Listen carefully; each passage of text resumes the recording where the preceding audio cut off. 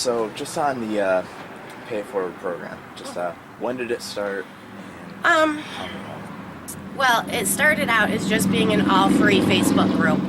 Um, However, it went from all free because we didn't really specify much of anything, just only free items. You can't buy or sell anything on here, just free items. We had over 8,000 members on that group until we had to individually delete each member and shut it down because we had people who were in Texas, California. Somebody would post something, they'd have a table and a chair set that they'd rather give to somebody instead of taking it to the Salvation Army where it gets sold. Granted, we know that the money they make is going for other things, but a lot of people can't even afford to go there to buy things. So we had that. A good friend of mine, she was in a really abusive relationship. It was one of the walk your kids to school days, beginning of September. I had gone down there. She had just walked out of her house after getting beat up by her boyfriend, her husband. She was there to pick her kids up from school. We started talking, and I still had a lot of my mom's stuff that I had stored here. And just seeing her show up there, bruised, bloody lip.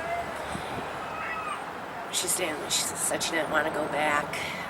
I was like, well, you can stay with me for a few days if you need to. Try to hook you up with domestic violence or something.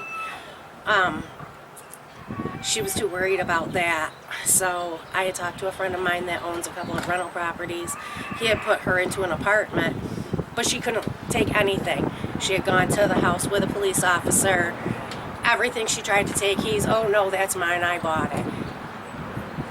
You're in a relationship, you don't think about saving receipts for most things. I don't. After a few months, I don't know. So I gave her a bunch of stuff that I had that was my mom's to help her and her kids. And then I just reached out on Facebook to anybody. I put it on a few different groups that she didn't want her name out there, so I wouldn't tell anybody who she was. I was like, here's the situation. She's now a single mom, she's just leaving in domestic violence. She needs help. The outcome we got from that was just incredible. So after we shut down the all-free group, I immediately, like within the same day, I started the Pay It Forward group.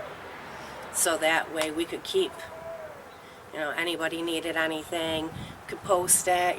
Everybody's having yard sales, garage sales, end of September, getting rid of all the summer clothes from their kids.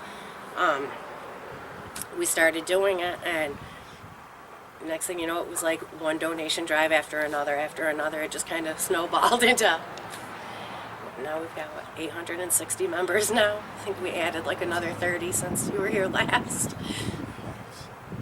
And when did it start really picking up steam? Like what year, I guess? This past year, 2013. Actually, it was around Halloween that it really started picking up. It was a friend of my daughter's, my youngest daughter's. She was over hanging out after school one day, and my daughter was like, hey, do you want to go trick-or-treating with us? And she was like, no, I can't. My mom's not getting this costume. She can't afford it. I had already sent the extras that my daughter had from the year before to the school. So just in case, because all of these elementary schools, they do the Halloween parades, and nobody wants their child to be that child that's walking in the back holding the teacher's hand or walking right next to the teacher without a costume. So I had posted in the group and asked if anybody had a child's costume. They actually needed two, one for her, one for her sister. If anybody had a child's Halloween costume that they could have, or even if they just borrowed it, that would be fine. We didn't care. I got so many Halloween costumes in that it was ridiculous. We probably had about 130 of them within the first few days. We had a few people that had gone out and bought brand new costumes for the girls. Then everybody else started like, oh my God, everybody else started asking. People were like, look, we'll give you last year's. We were just going to use this year's, but, it'd be nice to have the kid dress up as something different this year. So they would switch off. They'd give us their last year's costume. We'd give them a different one, and then we'd redonate the one that they had just given us to somebody else that needed one.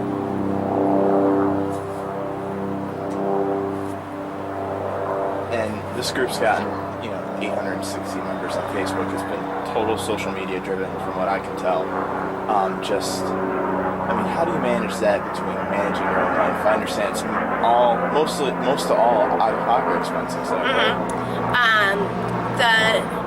She's my best friend, Amber. She does most of, I go with her, but she does most of delivering, stuff like that. When I have extra money, I give her gas money. Other than that, we don't pay anybody for anything on the site. If somebody is really in desperate need of diapers or baby formula or something like that, we have a few members that will donate. I won't let anybody donate cash. We're not certified. I don't want to get in any type of trouble or anything like that. So ours is completely non-monetary donations. However, if we have somebody that needs diapers and wipes, and we don't happen to have any that's been donated, we have a few members that will go to the store, buy them. I've done it, Amber's done it. If it all depends. Like I said, if I have the money, I'll do it. If I don't, then I reach out. And a lot of people, it's so hard for them to ask for help that they don't know where else to turn. So when they're asking, they don't want their business put out there like that. So we have it to where, as long as they're asking, one of the admins or one of our site representatives will do, they can come and ask us. We'll create the post for them. That way they don't have to ask themselves. My daughters have donated. My oldest daughter, she shoveled, and when we were doing donation pickups, she was like, oh, here, Mom, I just made $20 shoveling 3 sidewalks. Here, use this for your Pay It Forward group. So they donate. They're they get little money here and there. They'll donate that. Amber's, she does. Most of it's a lot of time. We've got a lot of other members that will go out and pick up donations for us. And then my house gets this for a day until after we sort through and start redistributing or put it in storage. I was going to ask, this shipment just arrived. What were you planning to use this for? Actually, I'm waiting for a call back. I had spoke to Chico Martinez. Okay. The homeless shelter over on Franklin Street, it's 19 beds with 3 overflow. We're giving them at least 50 of these pillows. And they just actually told me that there's a huge bag of towels, too. We have a lot of different places, like hotels and little motels, bed and breakfast, that once they change using something, they don't really have anything else to do with it. And this time, this just kind of fell in our lap over the weekend. We got a call and asked if we were interested in taking up to 400 and something pillows. So we've been distributing pillows all weekend. And I called them down to the homeless shelter on Saturday after I talked to Chico. And I was like, are you guys interested in any? And they're like, oh, absolutely. So we figured we'll give them at least enough to set each one for the beds, have another backup set. And then with what we have left, this is only part of there's a total of 30 more boxes coming. Then we're going to reach out to the domestic violence shelter, transitional living down in Malone Village. These people, they don't have anything else. A soft pillow to lay their head on is luxury to them. We've given away a lot to members on our site over the weekend. Pillows are something that not everybody can afford to replace every couple of months. They end up with the real thin, the cotton is smushed down together, but it's not a necessity, so they don't think about having to do it. So this is, everybody is like, one person was like, oh my God, I feel like it's Christmas. Another girl messaged me. She picked up pillows Saturday. She messaged me Sunday morning a little after 11 and was like, oh my God, I didn't even wake up until 10:30. She's like, I slept that good. I was like, oh, great, it's not us, it's the people that donate it to us. All we do is basically pass it out, but we do try to make sure that, except for the pillows because it's such a huge donation, we have 5 rooms that we store things in. So we'll keep a few on hand for any fire victim families, domestic violence, anybody ends up, if they happen to be homeless and they get into an apartment or anything like that. We'll keep a few of the boxes on hand in our one of our 5 storage rooms. All the other ones we'll just redonate to other agencies that, said the homeless shelter, living, domestic violence. They're all places that could use pillows that, even though they are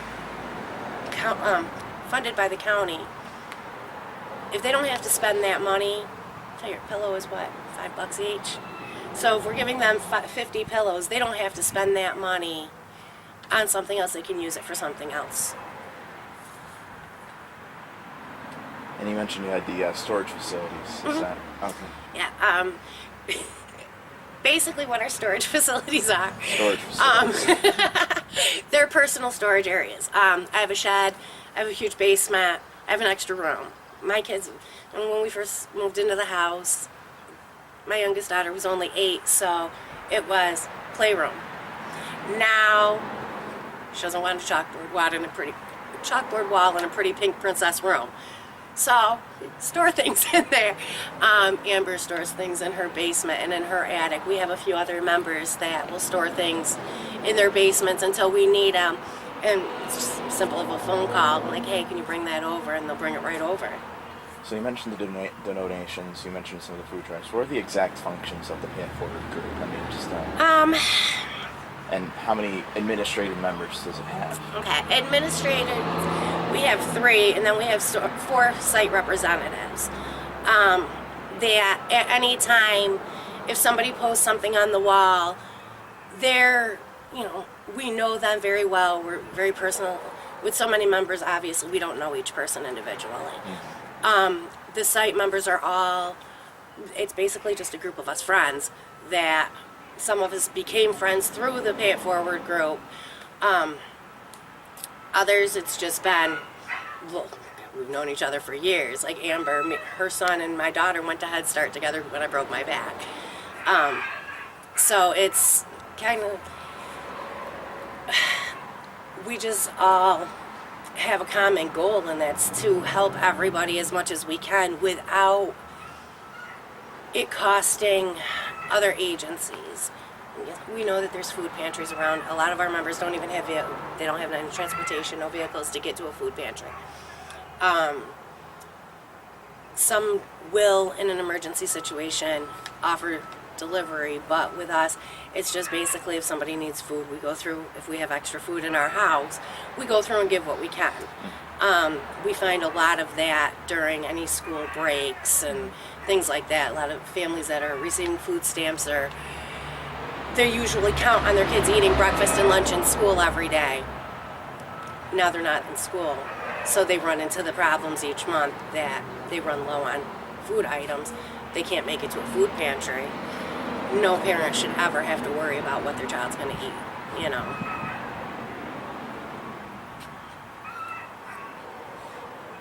And where do you see this group going? I mean, you mentioned you're not certified. We're looking into getting certified. That's something we do want to do. We'd love to take it more public.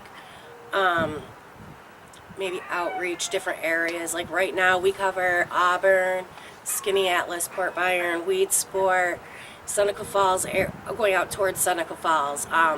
Another girl that was a member of our group started her own Pay It Forward group out that way, which it's all kind of connected with ours as well. She's still daily communication, if she needs something, if we need something that she has from one of her members out there.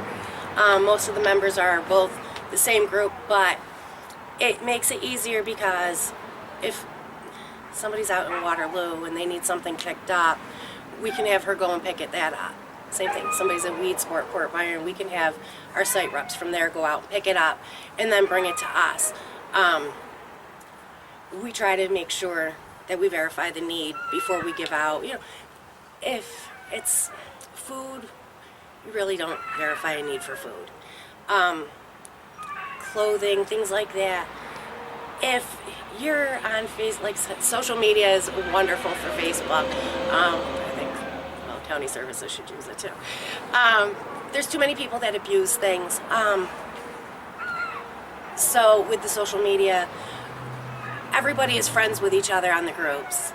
If we donate something to someone, but yeah, they're talking about they're going to the club 3 or 4 nights a week. Okay, no, obviously you have to put your needs in before your wants. And if you're not going to do that, you can't expect other people to do it for you. We see a lot of people that do it. I don't down on any type of social services, obviously. But I do see a lot of people that are, I'm sorry, you've got the brand new iPhone 5, but you're standing in line using food stamps and cash on an EBT card. Yeah, that I have an issue with. No, you shouldn't be able to buy beer and cigarettes and, things like that with it. But unfortunately, they don't have the means. Sure, somebody's not going to look at the caseworker and friend request them on Facebook. They don't have the opportunity to look in and see it like we do. You know what I mean? And like, it's Facebook. We're on it on our phones, on our computers, whatever. So we're seeing it all day, every day, as with social services and other county agencies. They're open a certain amount of hours a day. Obviously, if somebody goes in there for a recertification, they're not going to wear a Gucci coat, apple bottom jeans, things like that. They're going to dress the way that they think they should. We see it all the time. We have told people, no, we can't help, and we give them specific reasons. You need diapers and wipes for your child, but yet you were just talking about you were at the bar Friday and Saturday night. Don't you think you should have bought those before? We don't try to judge anybody, but at the same time, because of most of the members, if it's things like diapers, wipes, depending on what it is, so we've got members that'll go out and spend their money. I don't want anybody to be like, oh, well, I went and did this for Pay It Forward, and then the person that we gave it to just scammed them. You know what I mean? It happens. It's happened to us in the past. We've given items to people. We've seen them for sale on Facebook. Drive past where they were and see them sitting outside in a yard sale. And it's like, okay. But you really can't do anything. We don't ask to see paycheck stubs or anything like that. Most of all the members of the group, though, are all like-minded people. Actually, the ones that just dropped off all the pillows, they were a fire victim family. We had helped them, and it's a member of her family that works at the Holiday Inn that had contacted her about the pillows, so she contacted me. So she got help, and now she's trying to pay it forward. Well, that's my next question. With the members, you mentioned there's a trust issue with the people that use the site. Is there a trust issue between the members, making sure that they don't use donations for their own personal use? We haven't come up with any issues like that on our group. I know other groups that have come up with issues like that. We tell everybody up front and ahead of time if they're making a site donation, if somebody creates a post for themselves on the group, they're in need of certain things. If somebody makes a personal donation to them, we can't really control what happens with that. If somebody makes a group donation to myself, any one of the admin members, or the site representatives, then we make sure we let them know, okay, yeah, they're like, okay, well, we've seen this person post it. Okay, well, we've already got this for them. For the longest time, it was me nonstop back and forth with certain people.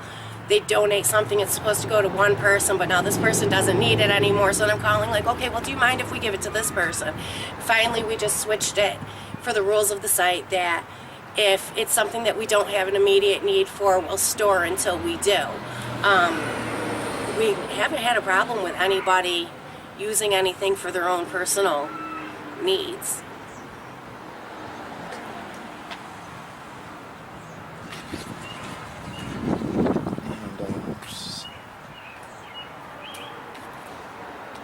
finally, just with your own struggles here at home, do you have any trouble keeping up the demands of the group? I mean, sometimes. Sometimes it's just we're going out doing pickups. We used to do pickups every Monday. When we're doing the pickups, there's sometimes that we have so much stuff, and then half an hour, 45 minutes into doing it, my back is killing me. I just can't do anymore. And it's calling and rescheduling, things like that. In whole, though, even when we do have a hang up with one thing, because there's so many with the admins and the site reps, and we've got trusted members that we trust to go out and do pickups and deliveries for us as well. If we have an overabundance, especially at Christmas time when we did the Christmas help for families, and just recently with the Easter baskets for kids, we were having just trusted members go out and do pickups for us because we were so overwhelmed with it. And then I get a headache, my back hurts, something like that. If I have to take any sort of a pain pill, I can't do anything. I'm not in the house. Because I know how they affect me. Other words, it's everybody just pulls together. What one person can't do, somebody else is always willing to step and be like, okay, I can do it. And does that message of pay it forward, does it reflect from your own life, from your own experiences? I mean, just... I think it does. Even though my mom was a single mother, she still would play Secret Santa to a little boy that lived across the hall in Genesee Gardens every year while she's taking care of me and my kids. Always, she'd reach out and do something. You go to Walmart or to the mall and they see the trees at Christmas time with the name, the little tags on it. She'd always do that. So it was something that we grew up with. You know what I mean? Like, if you need help, say something and somebody's going to help you. So with me, I've got strong family support. A lot of people don't have that. I know a lot of my friends that we've helped, perfect strangers that we never knew before, that we do know now, and we consider them friends, that they don't have that family support, or their family is facing the same struggles that they're facing. Therefore, even though they've got the emotional support, there's nothing that they can do to help them. So that's when Pay It Forward steps in and helps as much as we can. Something my mom used to do.